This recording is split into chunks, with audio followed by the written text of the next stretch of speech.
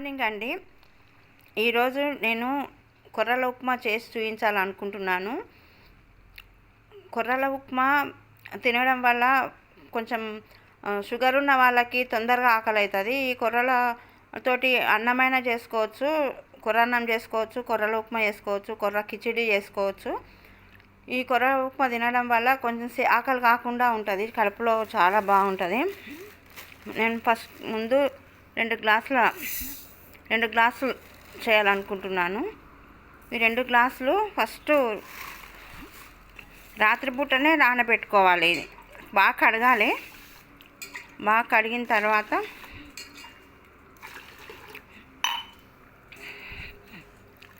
బాగా కడిగి నానబెట్టుకోవాలి. బాగా 8 గంటలు అట్లా నానబెట్టుకుంటే చేస్తే చాలా బాగుంటుంది. నానితేనే తొందర ఉడుకుతుంది. ఈ 2 గ్లాసులకు నేను 6 గ్లాసుల నీళ్ళు పోస్తా.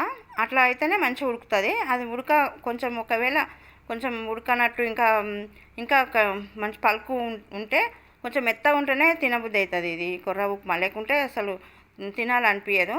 ఈ కొర్రల ఉప్మాలో పెరుగు, పప్పుచారు అట్లా ఉంటే తినాలనిపిస్తుంది. అందుకోసం మీకు చూపించాలని నేను కొర్ర ఉప్మా చేసుకోవాలి టిఫిన్ కానీ నేను ముందు నానబెట్టుకుంటున్నా.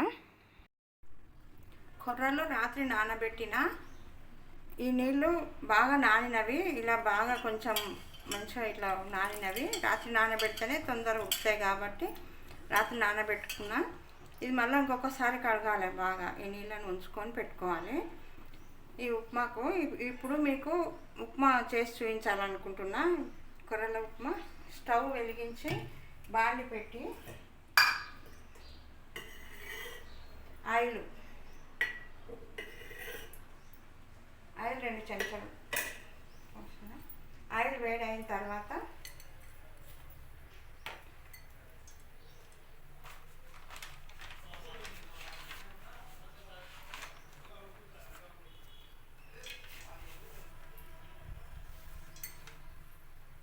జీలకర్ర, ఆవాలు, జీలకర్ర,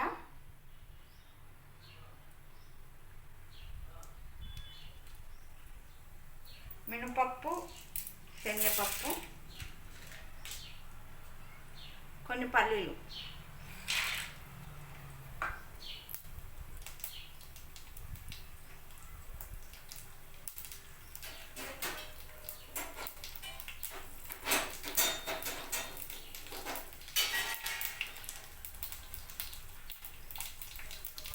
పల్లీలు కొంచెం వేగనివ్వాలి. కొంచెం వేగనిచ్చిన తర్వాత ఈ ఉల్లిపాయలు, లేకుంటే పచ్చి ఉండి అసలు పల్లీలు తింటుంటే అంత బాగా రుచిగా ఉండవు.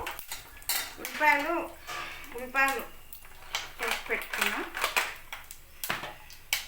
ఉల్లిపాయలు వేసుకోవాలి.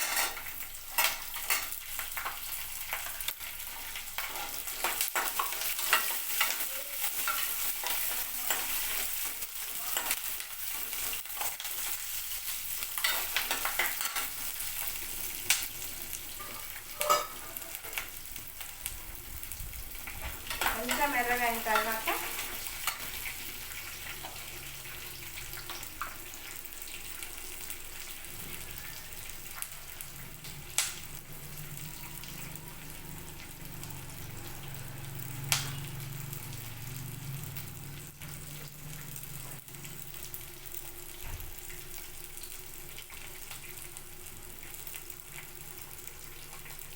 కొంచెం అల్లం వెల్లిపాయ పేస్ట్,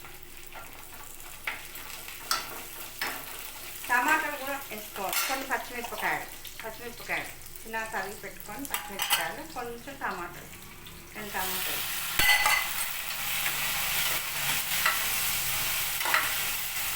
ఈ కొర్రలు ఉప్మా చేసుకోవచ్చు, కొర్రన్నం చేసుకోవచ్చు, పొంగల్ చేసుకోవచ్చు, రాగి జావాలో కూడా గ్రైండర్కి వేసుకొని అది కూడా కలుపుకొని జావలాగా కూడా తాగవచ్చు. ఈ కొర్రల కొంచెం పెద్దగా పెట్టుకొని కొంచెం మెదగైన తర్వాత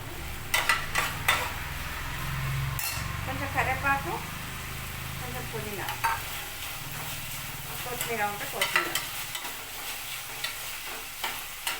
నేను కరివేపాకు లేకపోతే కొంచెం కరివేపాకు పొడి వేస్తా. ఎదురు కరివేపాకు వేసి కొంచెం కరివేపాకు పొడి వేస్తాం.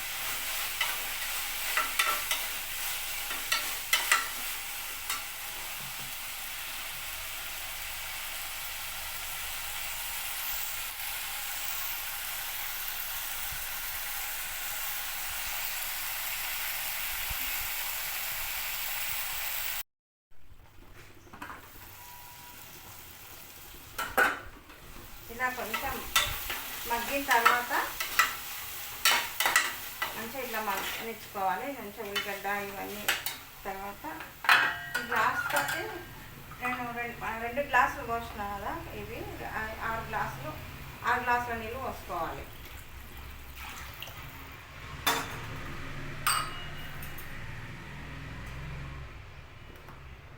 ఉప్పు తగినంత ఉప్పు కొంచెం తక్కువ తింటే తక్కువ వేసుకోవచ్చు, ఎక్కువ తింటే ఎక్కువ వేసుకోవచ్చు. ఉప్పు తగినంత ఉప్పు వేసుకొని కొంచెం సేపు మంట పెద్ద పెట్టుకొని కొంచెం సేపు ఉడకనివ్వాలి.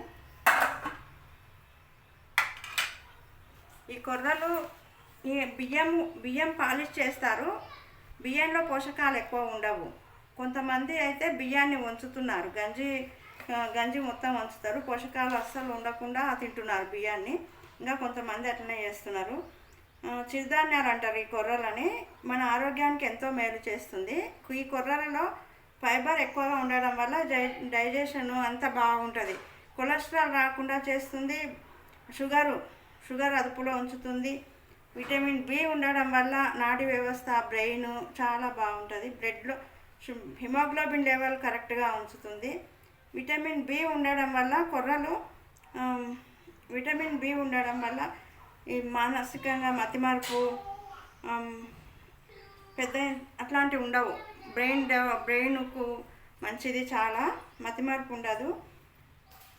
కాళ్ళ నొప్పులు అవన్నీ తగ్గిస్తుంది.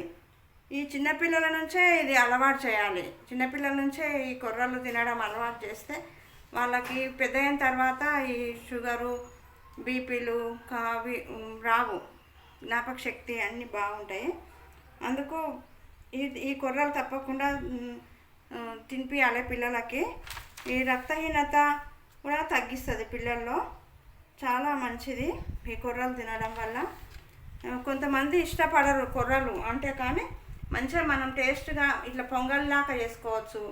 పిల్లలకు పెట్టేటప్పుడు ఫస్ట్ పొంగలి, కిచిడి అట్లా చేసి పెడితే వాళ్ళు ఇష్టంగా చేసి పెట్టి కొంచెం తినిపించి అలవాటు చేయాలి.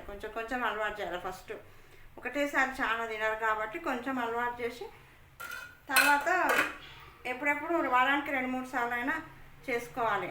చేసుకుంటే చాలా చాలా మంచిది.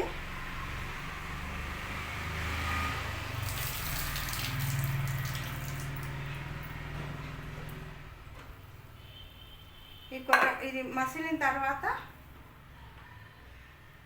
ఈ నీళ్ళన్నీ ఉంచుకోవాలి. ఈ కొర్రలో ఉన్న నీళ్ళు ఉంచుకోవాలి.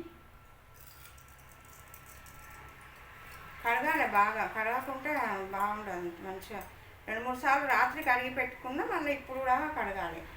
కడిగిన తర్వాత ఈ వాటర్ మసిలిన తర్వాత ఇది వేసుకోవాలి. ఇది మెత్తగా ఉంటేనే బాగుంటుంది. బాగా ముక్కనివ్వాలి.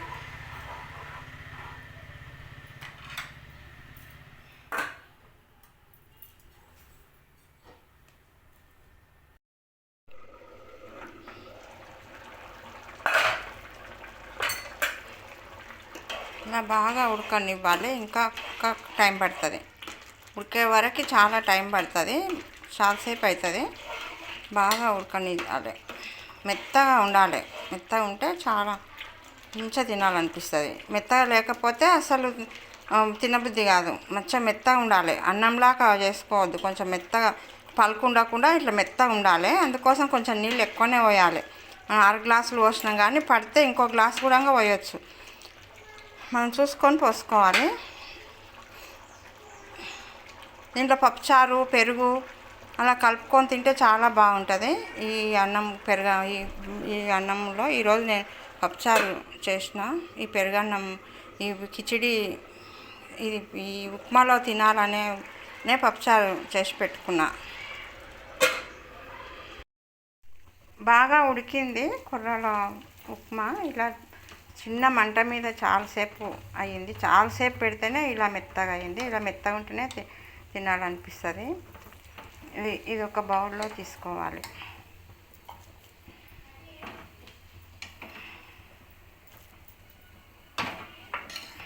స్టవ్ ఆఫ్ చేసి